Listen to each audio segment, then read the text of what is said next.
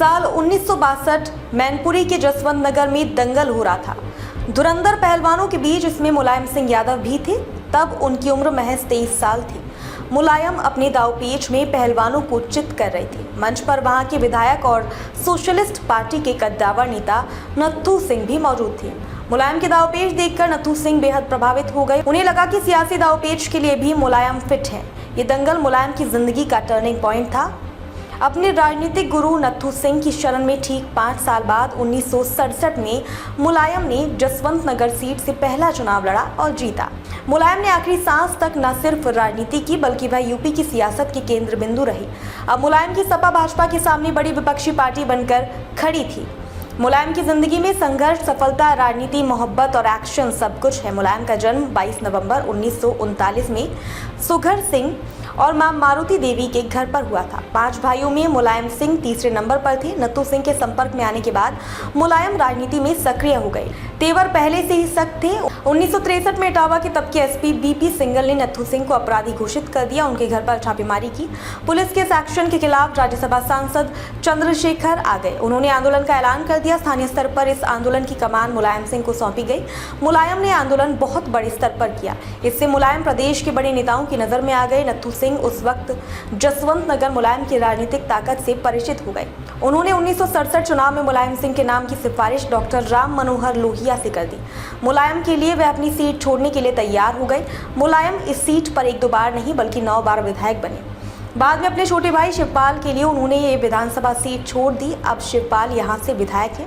1967 का चुनाव जीतकर मुलायम सिंह विधायक बन चुके हैं। चुनाव के कुछ दिन बाद ही 12 अक्टूबर 1967 को डॉक्टर राम मनोहर लोहिया की मौत हो गई। इसके बाद मुलायम ने चौधरी चरण सिंह की भारतीय क्रांति दल वीकेडी ज्वाइन कर ली। 1974 में मुलायम वीकेडी के टिकट पर चुनाव लड़े। बाद में वीकेडी का सोशलिस्ट पार्टी में विलय हो गया। नई पार्टी बनी भारतीय लोक दल। मुलायम सिंह सत्ता में रहने में माहिर थे। अपने 55 साल के राजनीतिक करियर में वह 8 पार्टियों में रहे हैं। मुलायम परिवार देश का सबसे बड़ा राजनीतिक परिवार कहा जाता है। मुलायम सिंह के 4 भाई थे। इनमें मुलायम और शिवपाल यादव ने ही पढ़ाई की। दोनों बाद में राजनीति में सक्रिय हो गए, लेकिन उनके दूसरे छोटे भाई राजपाल और अभयराम यादव सैफई गांव में खेती-बाड़ी से जुड़े काम को ही देखते रहे। शिवपाल यादव जहां सपा सरकार में मंत्री बने तो नेता अखिलेश यूपी के सीएम बने। चचेरे भाई रामगोपाल यादव को सपा का राष्ट्रीय महासचिव बनाकर राज्यसभा भेजा। वहीं भतीजे धर्मेंद्र यादव और पोते तेज प्रताप यादव ने भी सांसदी जीती। यही नहीं, बहू डिम्पल भी सांसद है। शिवपाल की पत्नी सरला यादव अभी इप्को की सदस्य है। वे इटावा की डिस्ट्रिक्ट कोऑपरेटिव अध्यक्ष रही हैं। वहीं भाई राजपाल यादव की पत्नी प्रेमलता पूर्व जिला पंचायत अध्यक्ष रही हैं।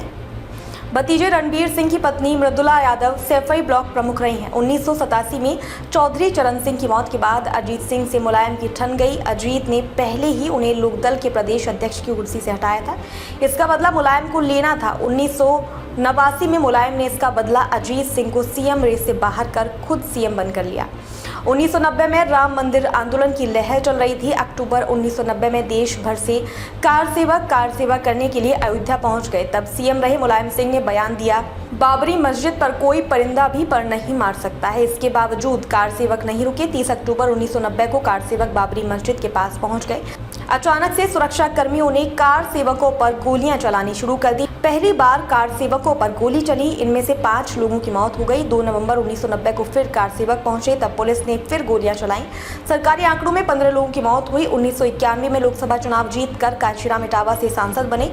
यहीं से कांशीराम और मुलायम सिंह की दोस्ती हुई। कांशीराम ने मुलायम को अपनी पार्टी बनाने की सलाह दी। इसके बाद मुलायम ने 4 अक्टूबर 1992 को समाजवादी पार्टी का गठन किया। मुलायम ने तब MY मुस्लिम यादव समीकरण साधा। 1993 में विधानसभा चुनाव हुए तो मुलायम और कांशीराम ने गठबंधन कर लिया।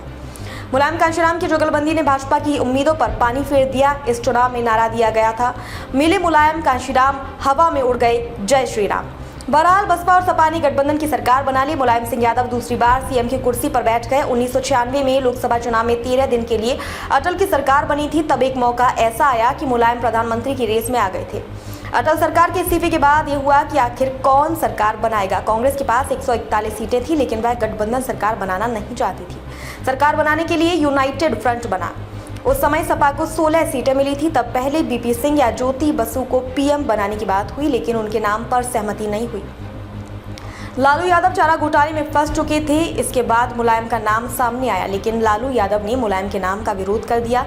इसके बाद सबकी सहमति से HD देवगौड़ा का नाम सामने आया। इस सरकार में मुलायम सिंह यादव रक्षा मंत्री बने थे। हालांकि 1998 में सरकार फिर गिर गई। मुलायम सिंह ने यूपी में लगातार सक्रिय रहे। 25 अगस्त 2023 को बसपा और भाजपा का गठबंधन टूट गया। गठबंधन टूटते ही मुलायम सक्रिय हो गए। सियासी दांवपेच से मुलायम ने बागी निर्दलियों और छोटे दलों को साथ निभाया। इसके बाद मुलायम तीसरी बार उत्तर प्रदेश के सीएम बने। चौथी बार में अखिलेश को सौंपी यूपी की कमान। अखिलेश यादव ने पूरे यूपी में तकरीबन 10,000 किलोमीटर साइकिल यात्रा की, जिससे प्रदेश में युवाओं में उनके प्रति क्रेज खूब रहा। यही नहीं, सपा के व्यवहार के विपरीत उन्होंने अधिकारियों को टिकट न देने का बयान भी दे डाला, जिससे समाजवादी पार्टी एक बार फिर बहुमत के साथ सत्ता में लौटी। अखिलेश यादव से दूरी के बाद शिवपाल ने 2019 में प्रगतिशील समाजवादी पार्टी के झंडे तले अपने 47 कैंडिडेट लोकसभा चुनाव में उतार खुद फिरोजाबाद से चुनाव लड़े और रामगोपाल यादव के बेटे अक्षय यादव के वोट काट लिए, जिससे चाचा भतीजे की लड़ाई में भाजपा का कैंडिडेट जीत गया। इस चुनाव में सपा ने बसपा से हाथ मिलाया था। बसपा तो 10 सीट जीत गई थी, लेकिन सपा 5 सीट पर ही सिमट गई।